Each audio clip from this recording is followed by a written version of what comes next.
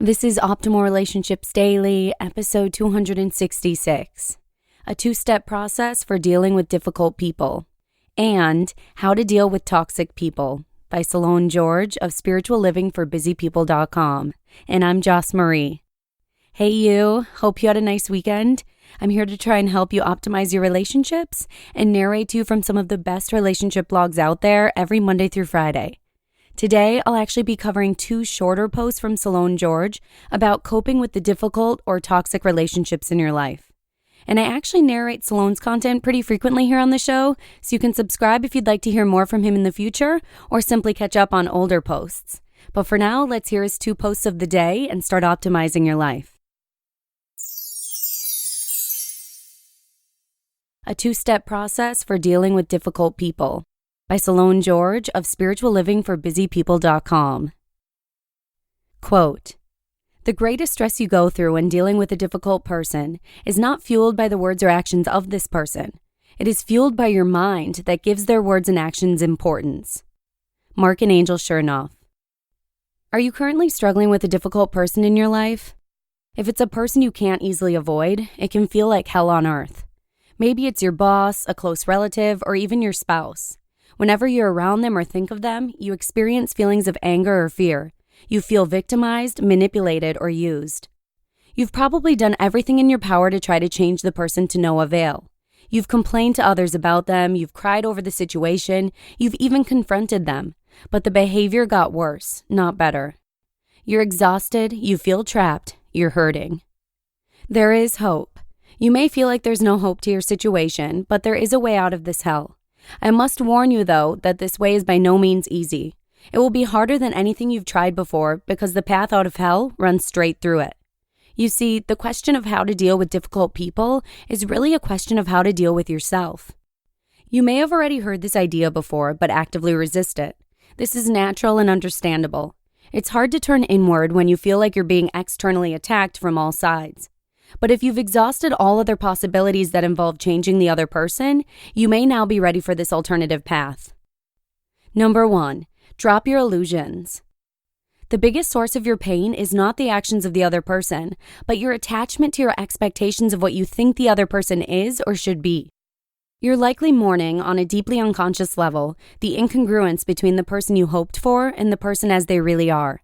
Maybe this person egregiously betrayed your trust years before. In that moment, you decided that this person is cruel and unworthy of your love. From that point forward, you see everything about this person through the lens of your own pain, disgust, even hatred. To be free of this pain, you must drop the labels you've given this person. You must drop these illusions. You must fully own your expectations, emotions, and reactions. Here's a passage from Anthony DeMello's The Way to Love to ponder. Quote, "The moment you say so-and-so is wise or is cruel or defensive or loving or whatever, you have hardened your perception and become prejudiced and cease to perceive this person moment by moment, somewhat like a pilot who operates today with last week's weather report. Take a hard look at these beliefs. For the mere realization that they are beliefs, conclusions, prejudices, not reflections of reality, will cause them to drop." End quote. And number 2, choose love. Here's the paradox when it comes to dealing with difficult people. The way you react to their behavior is all about you, but how they behave toward you almost always has nothing to do with you. It's all about them. Dropping your illusions requires you to acknowledge the first part of the paradox. Choosing to respond to this person with love requires you to acknowledge the second part. Please understand that this love is not about being soft or quietly enduring abuse or even being friendly toward the person. Indeed, you may need to take drastic steps to protect yourself from them. Love is your ability to fully accept the person just as they are.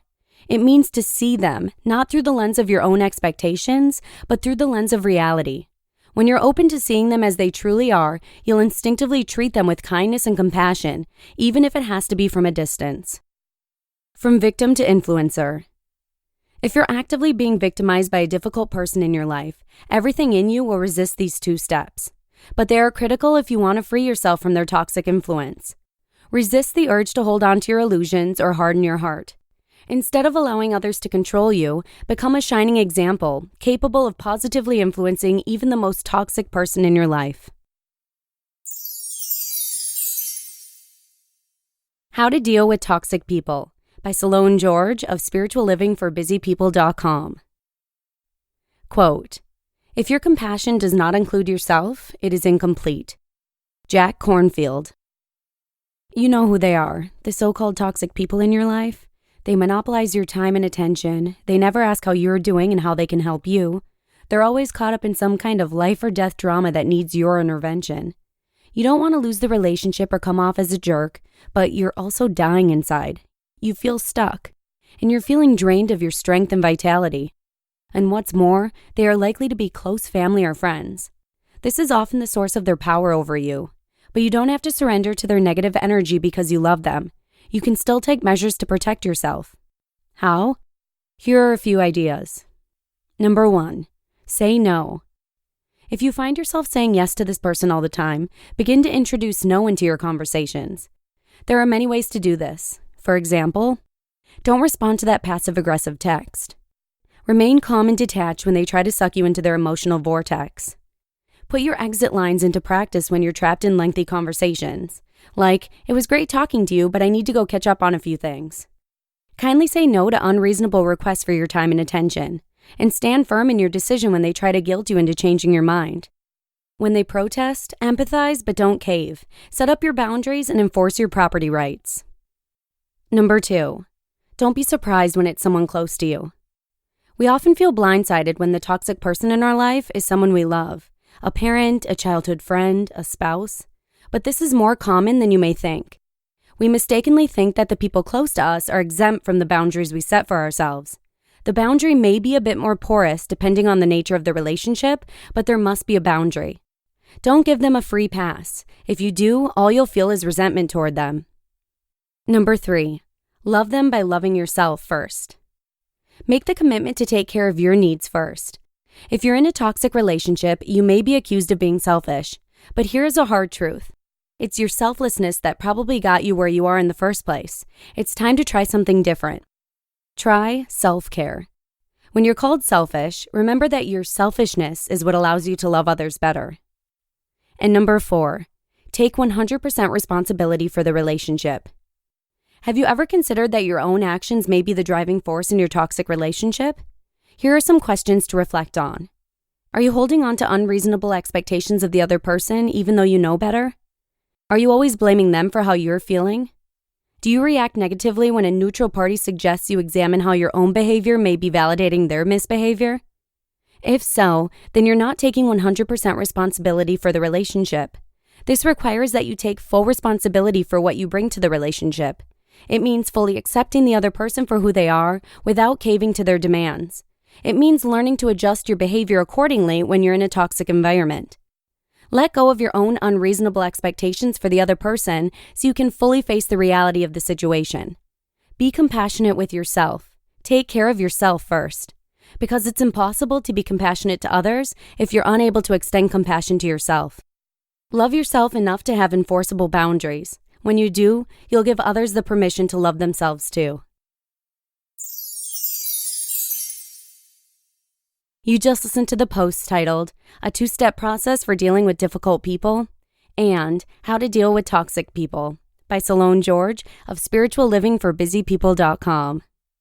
I've been in a situation where my relationship with someone close to me was very one-sided, and I was at a loss for what to do. So thank you, Cylon, for these tips. I really appreciate them, and I'll definitely keep them in mind. I hope you find them useful as well. But that's all I've got for you today. Thanks for listening, and I'll see you again tomorrow with a post from Mark Chernoff, where your optimal life awaits.